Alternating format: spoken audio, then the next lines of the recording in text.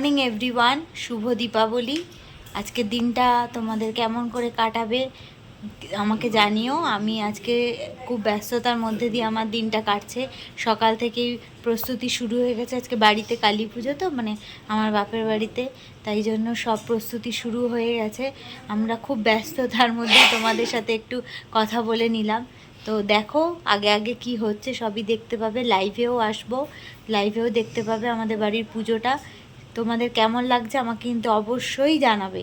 সবাই কমেন্ট করলে তবেই তো আমি উৎসাহ পাবো আরো এগিয়ে যেতে। অনেক দিন আগে মনে নেই, ওপরে তোলা ছিল না তোলা ছিল মনে নেই। মনে নেই তো।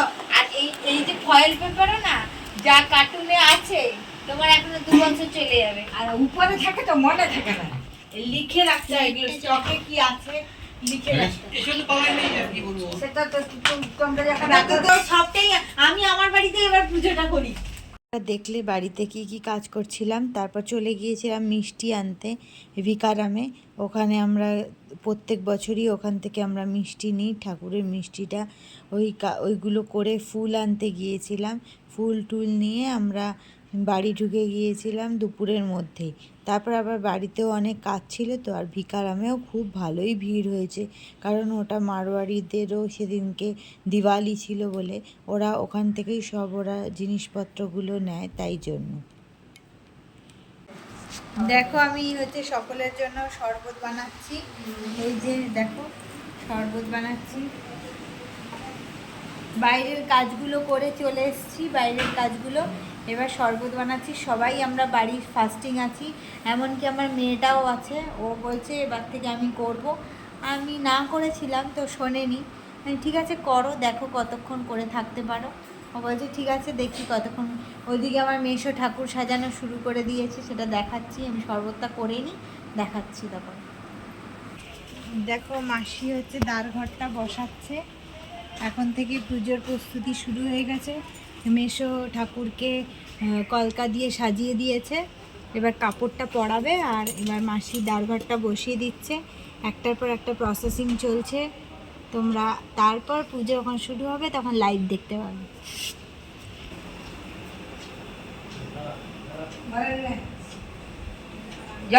কাপড় পরে দিয়ে কচি দাদা এসছে, কচি দাদা। গাড়িতে গাড়িতে এলে তুমি? না না, বাসে করে এলাম। বাসে করে এলে? বাসে করে এলে?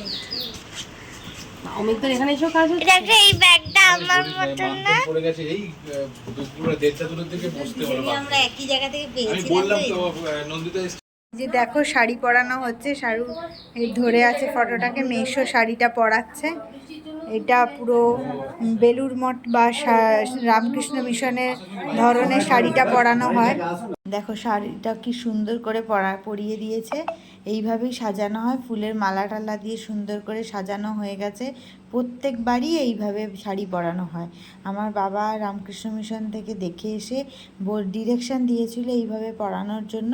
তারপর থেকেই এই শারদা মাকে যেমন শাড়ি পরানো হয় সেইভাবেই শাড়িটা পরানো হয়। তারপর মিষ্টি ফিষ্টিগুলো এসে গেছিলো, সেগুলো সব কিছুই সাজিয়ে দেওয়া হয়েছে। পুজোর কাজে আরেকটা স্টেপও হয়ে গেল। দেখো আমার মেয়ে আলতা পরে নিচ্ছে। ও মডার্ন ড্রেস পরেছে, কিন্তু আলতা পরাটা মোটেও ছাড়ছে না, হাতের মধ্যেও আলতা পরে নিয়েছে। কি হচ্ছে? খিচুড়ি রান্না? এটা বাড়ির খিচুড়ি রান্না হচ্ছে। এটা মা সব করে দিয়েছে, আমি শুধু নাড়ছি, তৈরি করছি। এটা বাড়ির খিচুড়িটা হচ্ছে, মানে রাত্রিবেলা কেউ খাবে সেইটা। এরপর রেডি হব। কি হলো?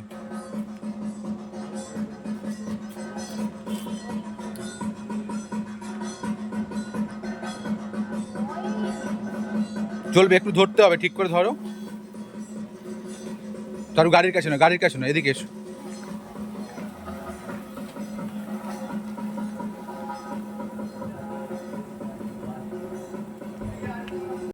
গাড়ির দিকে চলে যাচ্ছে সারু আবার। এদিকটাতে এসো না, এদিকটাতে তো ফাঁকা।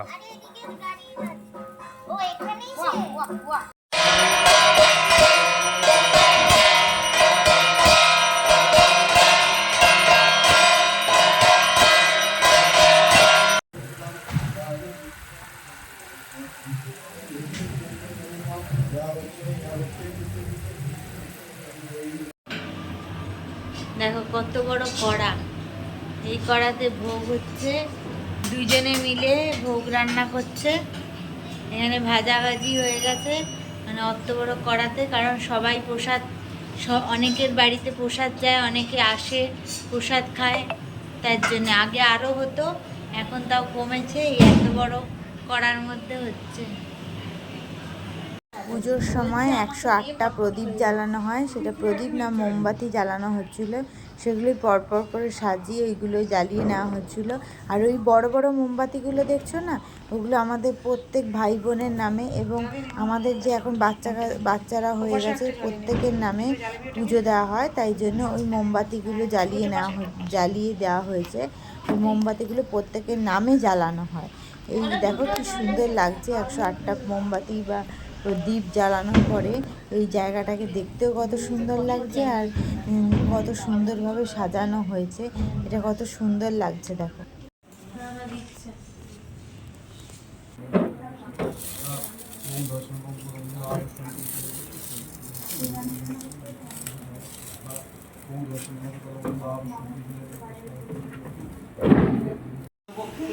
অমাবস্যা তিথৌ বৎস গোত্রস্য শ্রী অনুকূলচন্দ্র নাথ দেব সর্বণ মত সংকল্পিত শ্রী শ্রী দক্ষিণকালিকা হোমাদি পূজা কর্মণ সাঙ্গতার্থম শ্রীবিষ্ণু দৈবতম যথাসম্ভব গোত্রনাম্নে ব্রাহ্মণাহম দক্ষিণামিদম বৈশ্য।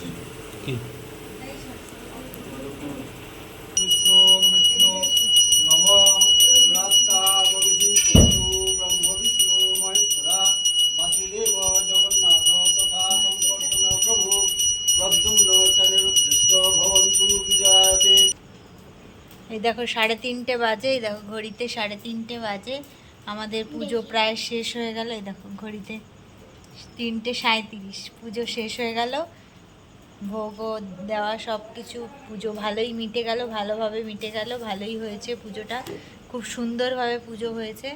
পুজো করা হয়ে গেছে, এবার আমরা সবাই প্রসাদ খাবো, সবাইকে প্রণাম টনামও হয়ে গেছে, সব কাজ কমপ্লিট। আবার সবাইকে প্রসাদ টোসাদ দেবো, সেই ভিডিও দেখাবো, প্রসাদ যখন প্যাকেজিং হবে সেই ভিডিওটাও আবার দেখাবো, আবার পরে দেখা করছি। এখানেই আজকেরটা শেষ করলাম।